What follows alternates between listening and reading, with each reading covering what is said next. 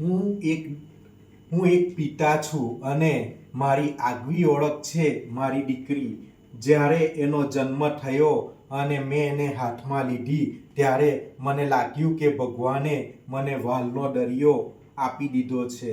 અને જ્યારે એ મારા ઘરમાં દાખલ થઈ અને ત્યારે મને એવું લાગ્યું કે ભગવાને મને સ્વર્ગ આપી દીધું છે. અને જ્યારે એણે મને પપ્પા કહ્યું ત્યારે મને એવું લાગ્યું કે જાણે મારી આખી જિંદગી બદલાઈ ગઈ છે.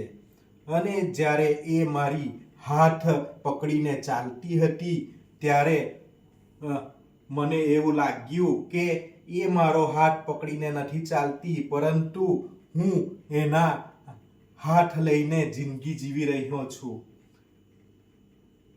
આમ દીકરી જ્યારે હસે છે ત્યારે પિતાના નોકરીએથી આવે તેનો આખો ભાર ઉતરી જાય છે.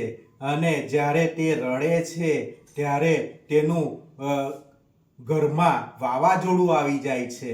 અને લોકો કહે છે કે દીકરો છે તો વંશ છે, પરંતુ દીકરી છે તો બે કુળને તારે છે. તે પિયરને તો તારે જ છે, સાથે સાથે સાસરાને પણ તારે છે. લોકો કહે છે દીકરી એટલે સાપનો ભારો, પરંતુ દીકરી સાપનો ભારો નથી. દીકરી તુલસીનો ક્યારો છે. અને દીકરી આજે પ્લેન ચલાવે છે, આજે અંતરિક્ષમાં પણ જાય છે, અને દીકરી આજે પગભર થઈને નોકરી પણ કરે છે. એટલે જ કહેવું છું કે દીકરીને પગભર બનાવો, એને ભણાવો અને એને આગળ વધારો.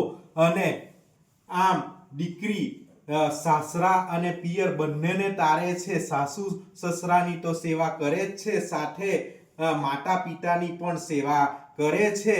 અને આમ દીકરી એટલે વાલનો દરિયો.